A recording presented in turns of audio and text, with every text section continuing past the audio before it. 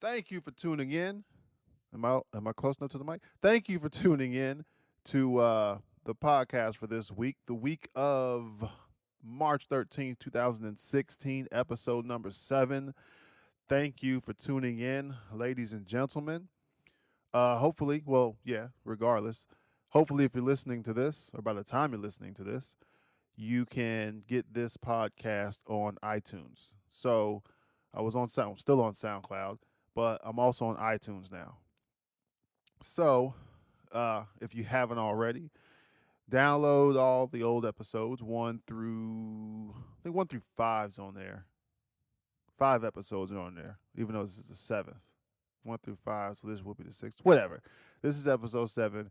Go to iTunes, search GarageCast for me, and go ahead and subscribe or just listen to them. Regardless, I am available on iTunes now, so that's the new news for this week in episode 7.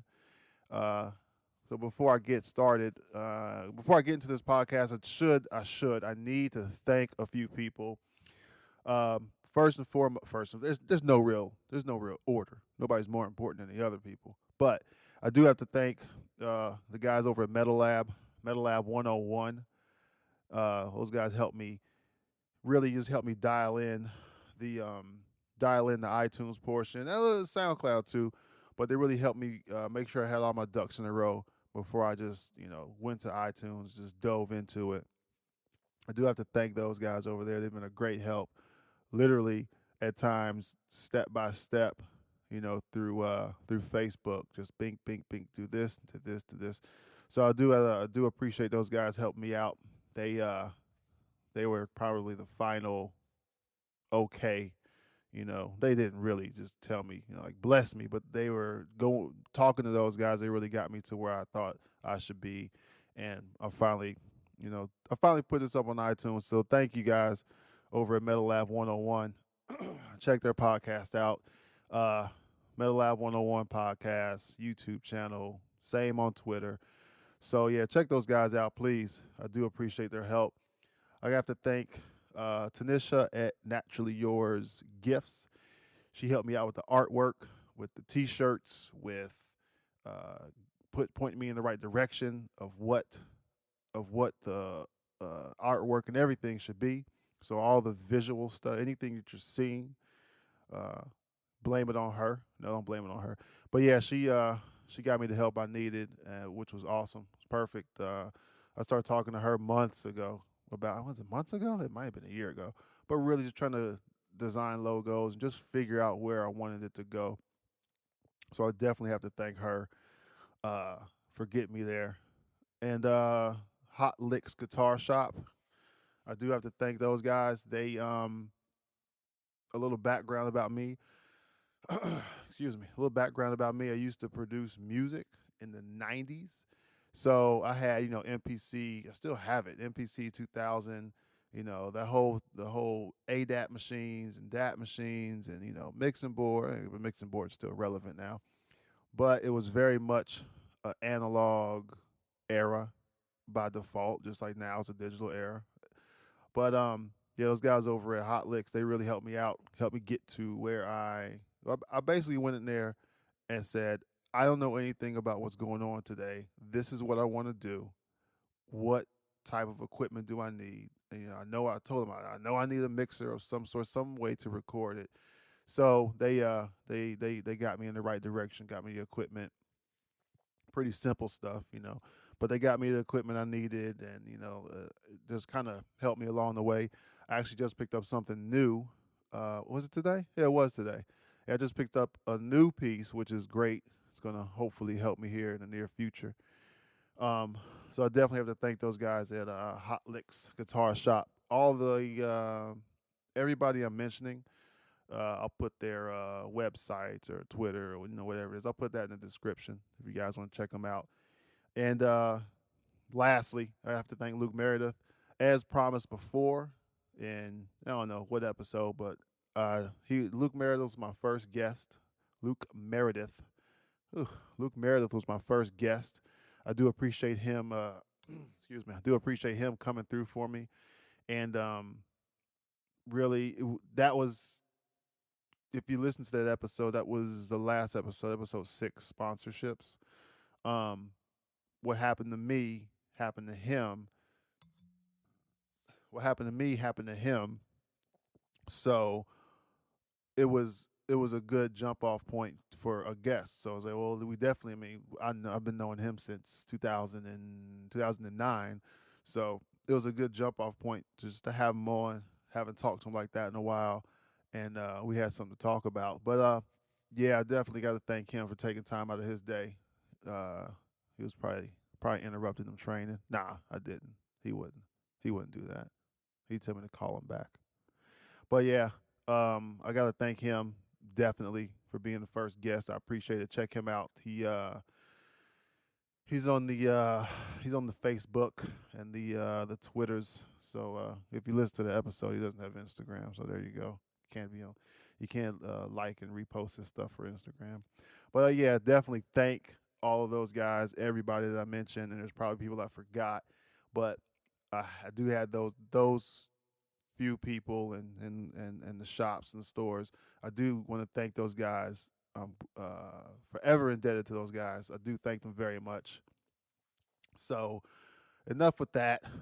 Um, enough with that. So let's go ahead and jump into this podcast, official podcast, because it's through iTunes now. Let's jump into this podcast for this week of the 13th, March 13th, 2016. So if I can start this off, I didn't even talk about last week Nate Diaz and Conor McGregor, and I hate to be a I called it kind of guy, but I definitely said that Nate gets if Nate gets his 1-2 off, that's just what I call it. It's a left jab, right cross, something like I don't know. I'm not a boxer, but if he gets that off, I said if he gets that off on McGregor, then McGregor's in trouble, and that's eventually what happened. And you can, if you Nate, oh man, is that Nate or Nick? Oh man, let's look it up. Who was this? McGregor, McGregor, yeah, McGregor Diaz. Is that Nate or I think it's Nick? All right. Oh my God, Nate Diaz too. Oh yeah. So I was right. I was right. Yeah. So I said, oh, my foghorn leghorn. I said if Nate gets that 1-2 of his off, that's when I know he's comfortable because I saw it. I mean, that's just what he does, right? But I saw it in the last fight they had against Michael Johnson. Once when he was getting that 1-2, that left jab, right cross or right hook, whatever. It's nasty, whatever it is. And somehow, and he's an experienced boxer, right? Somehow he seems to just lengthen himself and be able to get that off every time. And I said if he gets it off against McGregor, McGregor's in trouble. And that's you saw the fight. If you didn't, I don't know, go to Fight Pass or whatever you have to do to go watch it. But once Nate got that off, you saw McGregor in trouble. And you got to respect both fighters. They kind of it was a 2 week notice fight. Pretty good fight. I paid for it. That's how I'm talking about it. I didn't steal it like some people. But yeah, that was once I saw Nate get that off, I said, okay, not I didn't say, oh, McGregor's done because you never know. It's a fight, right? But I definitely saw when he got that off, when Nate start getting that off, I knew that he was just in trouble. Who knew he was going to get submitted? But if you know, and I'm not a mixed martial artist, I'm not a boxer, I'm not a wrestler. I've never done anything like that professionally. But I seem to notice that in mixed martial arts, at least, if and it's similar to boxing, they could do something that parallels it. In mixed martial arts, if a fighter is losing, they always go for a takedown, and that person, the guy that's losing, is dazed or he's just getting battered. And I rarely I may just not watch enough fights, but I rarely see it. I rarely see it where the takedown works. I rarely see somebody get rocked, and they're just not on the ropes, but I rarely see somebody get rocked and then boom, shoot a double leg or a single leg or whatever it is, and then take the fight over. You just rarely see that.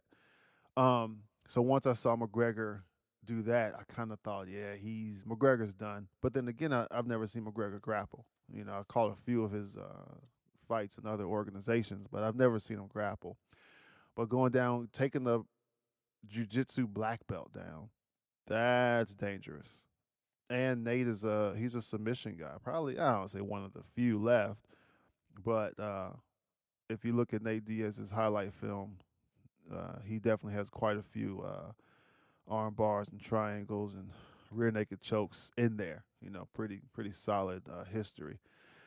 But yeah, I just saw that they're doing the McGregor. They're doing it, or they might do it. Whatever, McGregor Diaz too. I don't know if I'd be interested in that. It's not a title shot. It'd be great for not McGregor. It'd be great for Diaz.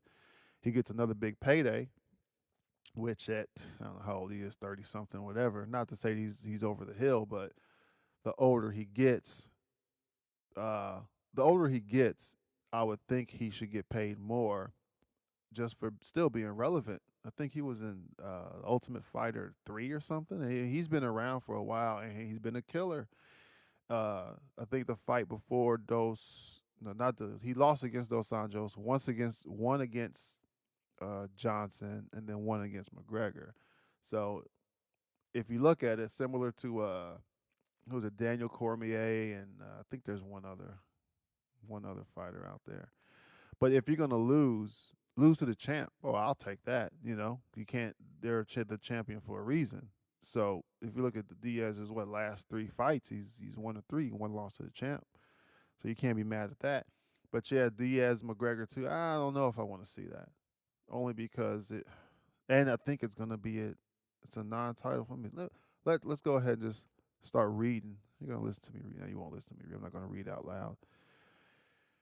We're talking about UFC 200 non-title fight, non-title welterweight fight. If I only knew what the heck welterweight was, but it's a non-title fight regardless. But yeah, I can't see myself being interested. And I have to see what the other fight is. The other, if that's the main event, what's the co-main, or vice versa? If that's the co-main, what's the main event?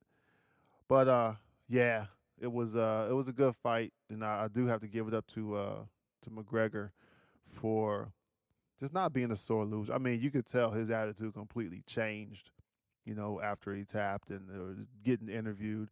But he stood by. He stood like a not a champion, but he stood like somebody that he just got beat, you know, and then just he kept repeating the same thing. He was inefficient with his energy or something. But regardless, he stuck to that story, which I would only assume is right.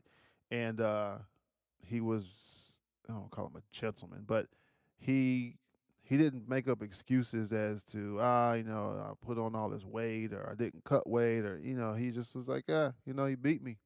But if you look at him now, he's still out there. He's still, you know, he's got on his suits and strutting around, you know, posting stuff to Instagram. So can't be mad at that guy. I mean, it was not to say that, you know, 8 weeks or even you know, 10 or 16 weeks he could have beat Diaz because he would have studied his style. But I think the short notice on both parts it helped Diaz because Diaz said after the first round that he kind of paced himself for the first round. It helped Diaz because I would only think Diaz is a superior boxer. Now, it didn't help McGregor because McGregor was planning for Dos Anjos, right? So his game plan got thrown out, and then he has to figure out, oh, how do I fight Diaz? Be a different type of fight with Diaz. So I don't know. I will give it to not necessarily McGregor. Well, I will give it to him for moving up in the weight class and doing what's talked about but rarely done. Not rarely, it's been done before. It's talked about but rarely done, where a fighter, a champion even, will move up in weight classes or down in weight classes and essentially fight anyone at any time. I really think that that's That's commendable, bro. That's commendable. But yeah, I do think that was good on him. And I think BJ Penn fought in 3 weight classes. But it doesn't happen so often. If the champ is supposed to be the champ should uh, being the champion. He or she is gonna have the confidence to fight anybody. And I think it was great that Diaz, not Diaz, but McGregor said, well, yeah, I'll go up there and fight Dos Anjos. Oh, Dos Anjos is out. Okay. Oh, Diaz is in. All right, well, I'll take Diaz. That's fine. I will give him that for sure. By all means, you have to give him that. And yeah, that was a good fight card. Holly Holm won. Holly Holm lost to Misha, but that's the other side of that. Misha was essentially getting outboxed, and then I can't remember how they went down, but they went down to the ground. Misha's losing that fight. I'm not I don't know the scorekeeper, but Misha was losing that fight, and it went to the ground, and that's where I think um, Misha kind of said, "Well, I have to get it right now. I have to go for whatever submission." And she tried that rear naked choke, maybe in the second round. Yeah, whatever. She tried it earlier, and I think Holly got out of it. 2-on-1. I think she got out of it. Well, she did. She didn't tap right, but the second time, and you saw it on Misha's face. The second time they went to the ground, she got her back. Holly tried to shake her off, which is a tactic. Shake her off like that, go 2-on-1. If she wanted to really get nasty with it, because I mean I don't know how strong Holly is. She wanted to really get nasty with it. She could have jumped up, and it's just I don't know if it's bad sportsmanship. Somebody has a rear naked choke, locked in, sunken. Person has a rear naked choke. You can this is so in the this is such a non-tactic, but you can jump and land on your back, which puts them on their back, with which if it doesn't knock them out, it jars that hold. But you have to be ready when you hit the ground to be able to pull that arm off and at least get it off of the throat. And they may still have your back. If they're tough enough, they're gonna hold on for dear life regardless. So it's a tactic, and you know, I think it's really about what are you willing to do to get out of that hold. And you've seen people if you watched I think it's K1 or it's probably happened on whatever Spike MMA or whatever the Elite XCs. You've seen people in triangles stand up with the person, the person that's in the triangle choke, stand up and slam the guy on the ground and knock him unconscious or at least get out of the hold. So it's a tactic. I don't know how you would teach that, but Holly did the right thing though. Tried to get her off of her back, tried to shake her off. They fell, and I think that's when Misha really just sunk it in. And Holly, and that was some of the talk that Holly kind of went out like a champion. You said, basically Holly said you're going to have to choke me unconscious. I'm not going to voluntarily give this up. So yeah, Holly passed out like a champ. Tap tap. No, no taps. She passed out like a champ. Misha won the belt fair and square. I'm willing to see that rematch, or only because of how she went out. And McGregor tapped, which there's no shame in tapping, right? But I look at it as depending on what the hold is. Now, if somebody has an arm bar, yeah, you're gonna tap and not get injured. But rear naked choke, what's the worst that happens? If they do it as a blood choke, it's not bad at all. Blood stops going to the brain. You literally pass out pretty fast. But once it's released, you're back up. Believe me, I know. Don't ask me how I know, but I know. But if you do a wind choke over the throat, over that windpipe, those can be dangerous because now you're depriving oxygen and the person can panic and all that kind of stuff. But him tapping, he got a lot of grief for that, which whatever, man. I mean, it's not like I said, it's not like Nate Diaz is a blue belt. I mean, this guy's a black belt through. He's a Brazilian jiu-jitsu black belt through Gracie. He had Crone Gracie in his corner. Can I say this? Uber happy, super happy that guy that Nate was able to sink that choke in. And just watching the videos, you'll see it. He looks like a person that sees that thing right there, and he's like, go go go, get it, and he's just happy, and boom, he sinks it in. So when you have your belt, when you have your black belt, shit, fucking blue belt, you have that through. Um, when you have that through Gracie, then you're pretty elite. Not elite, but you know what you're doing. They're not giving those things out. But yeah, I would definitely look forward to Holly, Misha Holly, Misha Ronda rematch. However that pans out, because I think I don't really watch a lot of women's UFC. I don't keep track of it, but I will tell you that there's not many other female fighters that are that good. So if I'd watch one of those combinations. And not to say Nunez or anybody isn't good enough to fight, but I don't know. Maybe I should start following it even more closely. But yeah, that was that whole shindig. That was a pretty good UFC event. I'm not trying to endorse those guys. If they want to sponsor me, I'll take it. But yeah, that was I can't believe I didn't even talk about that. Well, I had that guest on. I don't think Luke. Does Luke watch UFC events? I'm not sure. But yeah, that was that was pretty interesting. The way that whole thing went down. So I'll see what they're talking about with this McGregor thing. I don't know. I really have to look at that fight card and see what's what. Really see what's what with that. So yeah. Um these damn and then Ken Shamrock and Kimbo Slice, they get popped for I don't know what it was, juicing or whatever. Dude, the dudes once again, what was the last fight? Shamrock and Gracie, right? Average age 47, right? There's nothing wrong if you can scrap at 47.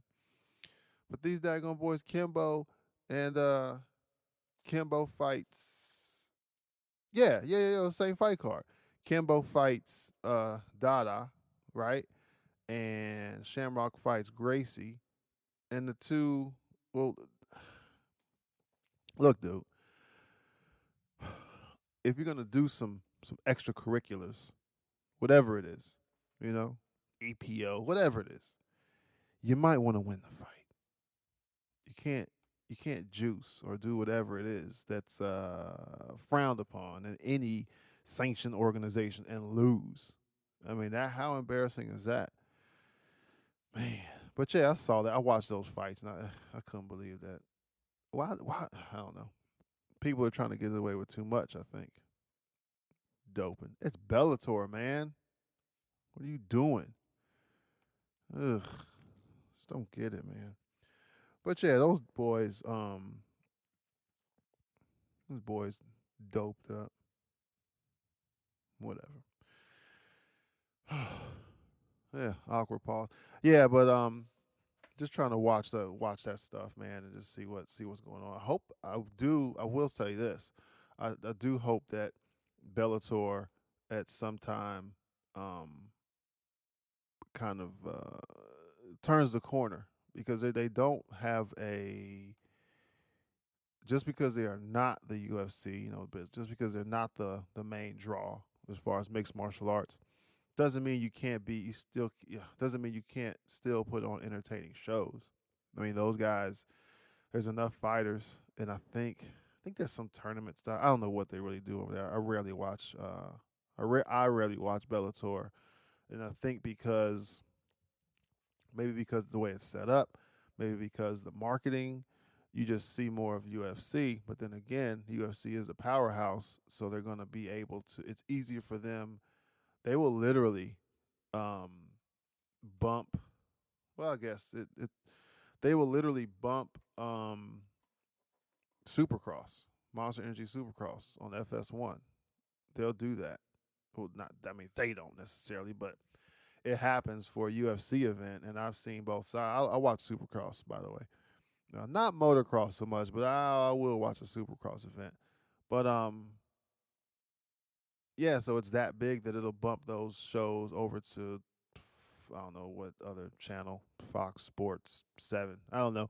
But yeah, so that'll happen like that because I think they just have so many fighters, and if you and years ago they would really have I think it seems like they only had pay-per-view events, and they always had not always that they had the the Ultimate Fighting Challenge, whatever that is, the Ultimate Fighter. So they had the Ultimate Fighter, which was a weekly show, and then they had these pay-per-view events. But I never really remember them having so many televised events, non-pay-per-views. So that to me, that doesn't mean that Bellator can't be they can't have a dog in the fight. How am I throwing away? I'm throwing around cliches. I don't think that that means Bellator can't be competitive. I just think Bellator needs to figure out where they want to go and get a game plan. And it's you, they can be that. And right now, I think they just got Ben Henderson and they have a few people that were in the UFC that went over there. But I think Dan Henderson? Why don't I want to call him Ben Henderson? Yeah, Ben Henderson. He just went over there, and I think Mitrione's headed over there. So it's not as if they're getting necessarily washed up UFC fighters or mixed martial artists, right? Whichever one. It's not that they're getting washed up guys. It's just that the UFC is such a powerhouse that it may be hard for them to really rattle that cage. Ugh, God, I'm just filled with cliches tonight. Goodness gracious. But I think it's just more difficult for Bellator to do that. And, you know, you can go name change, you can go fight uh not fight style, but change how the matchups are done, tournament style or not. I don't even know if they do tournament style. I just keep saying it because that was the last thing I heard about them. But if they figure it out how to really turn that corner, and God, there it is again. I should do a cliche podcast. I just all I do is just say cliches. That's it. Just way to go, champ. Winning for the Gipper. Just a whole recording of that. Um, but yeah, I think they can turn the corner. And I've watched a few. I've watched a few Bellator events, and they're not horrible fights. Ugh, believe me, I've seen worse. But I just think they need to dial it in. It's a good organization, and with the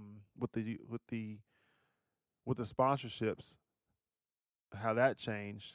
I think Bellator is a better option for a single fight event or a single fight payoff because I still think that the fighters, John Jones can still be sponsored by Nike, but I think it's a week or 2 weeks up to the fight. They can't. They have to wear Reebok stuff or whatever. And the difference is Bellator. You can be sponsored by Old School Tap Out, and you're just paid. Do any kind of fight. What do you call them? Fight videos, like training camp videos. For that, you got your Tap Out shirt on or whatever sponsor it is, and you'll get paid all the way up to the fight, and then you go to the fight. And if you win, the sponsor may give you some sort of bonus. So I mean, there's options over there, Bellator, as far as financial gains. And it goes back to uh, the Nate Diaz fight. If Nate Diaz didn't get that fight, I think he was. I read it somewhere. Oh, I read it somewhere. I read it on the internet, but he wasn't.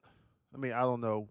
I don't have a comparison, or I don't understand their payment as far as mixed martial artists. But he was getting 20 and 20 or 15 and 15, that kind of deal. Which to me, not for the damage, but to me, I go, ah, man, 20 grand, that's not bad.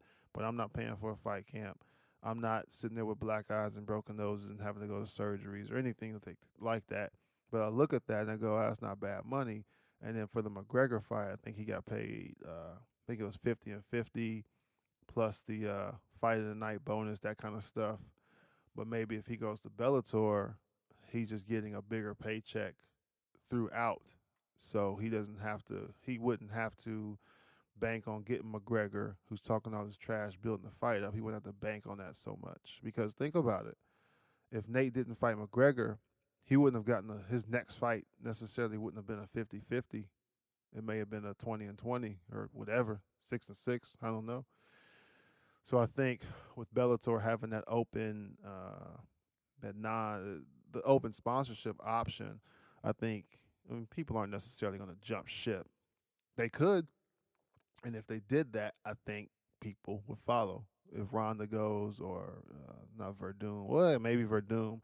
If all these bigger names go over to Bellator, they could that could be the momentum that they need to really get the fan base and really start to put on pay per views, and really try to benefit from getting all these former or previous UFC fighters. I mean it's doable. It's just do. It's just does Bellator really want to do it? Hopefully they do. I don't know. I'm just a guy here. I'm just a guy sitting here talking.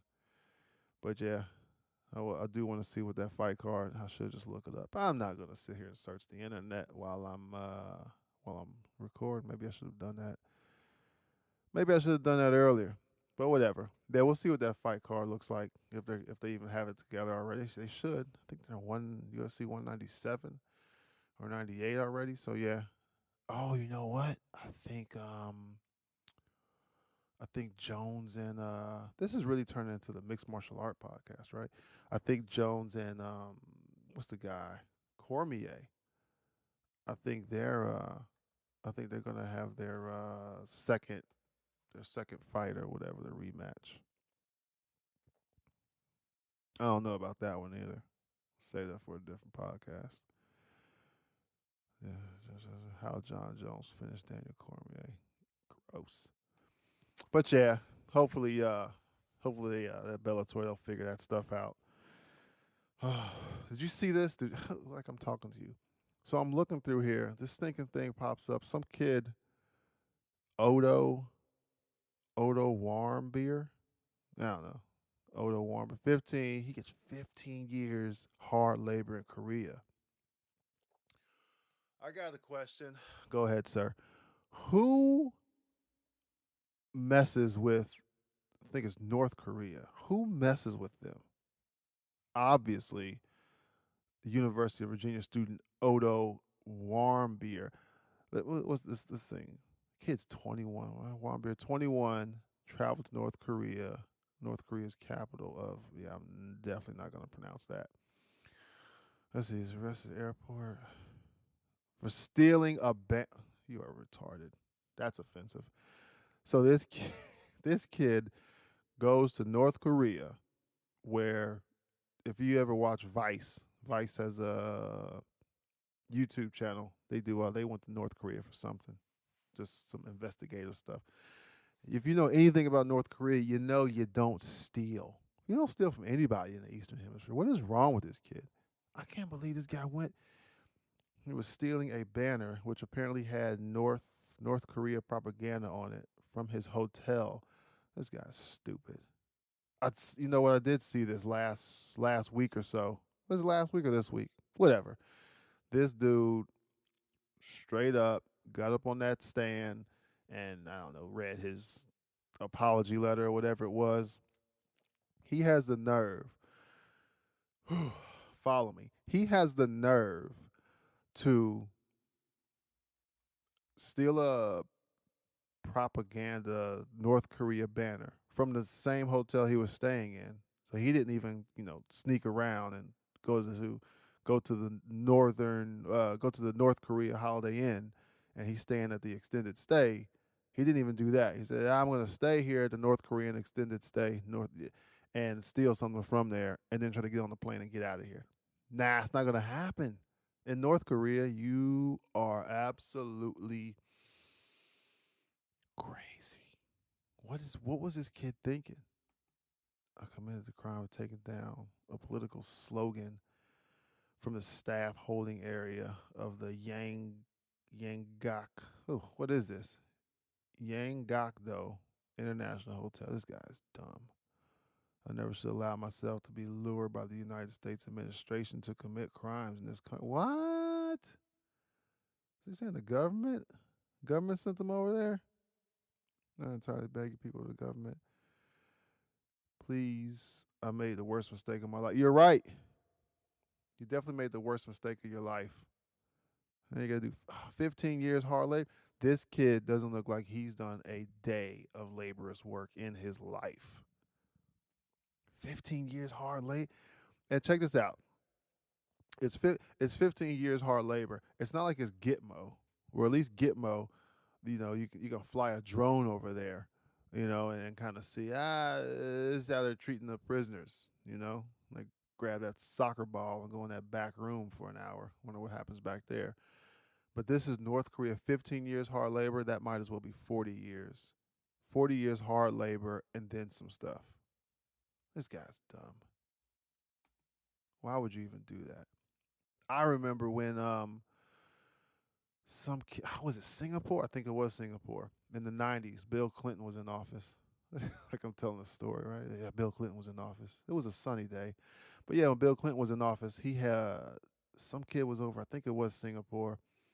He's over there spray painting cars and just doing some nonsense. The boy got like 15 lashings with that cane. Ooh.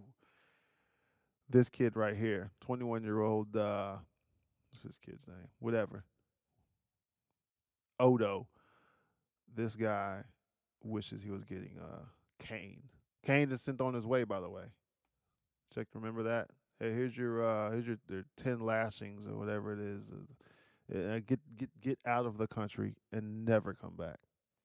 Oh, but yeah, I saw this guy on the news. They just show, the news just runs through. If it doesn't have to do anything with shootings or now Donald Trump saying some stuff, or apparently I think a bald eagle giving birth. If it has nothing to do with that, they just breeze right over it. But how disrespectful is this dude? He's in there. He's reading his I'm sorry letter, right? Which might as well be the OJ suicide letter, right? But he's reading it, and he finishes reading it, and maybe even worse than trying to steal a banner from a hotel in North Korea. This guy, he reads his thing, stands up, and if you know what this is, he gave a shit bow. Yeah, shit bow. Curb Your Enthusiasm. Look it up. He gave the most shallowest bow I've ever seen of someone who's basically begging for their life back. I mean, this guy should have done a yoga pose, forehead to shin, for what he was is accused of, and accused and found guilty within minutes of doing. They say he got caught boarding a plane, so he was probably like, "I'm out of here, let's go." I wonder how they tracked him down, though. How does that work? I think he's probably the only white guy running around Korea. Also, it's crazy. I don't know, man. I don't know what that kid was thinking. You couldn't convince me. You couldn't convince me to go over there and steal. You couldn't convince me to go over there. Those Vice boys are crazy enough for doing that. That is crazy. Yeah, doesn't he's got on what? He's got on some.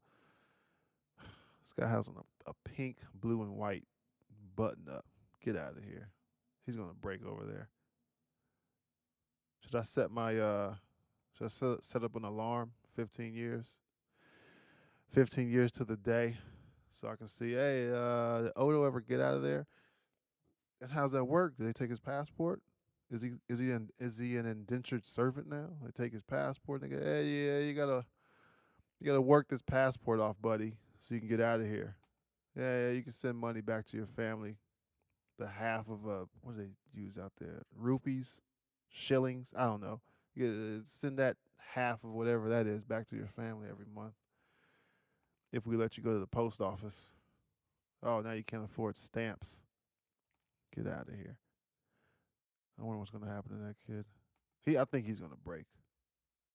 If you look at this dude, he, unless he's an undercover spec op CIA guy that could have, by all means, killed these two guards that are walking them to the courtroom in this picture. If he could have killed these guys with the snap of his finger, kind of like a banshee scream, he snaps his fingers to go snap, snap, knocks him unconscious with the sound waves from that.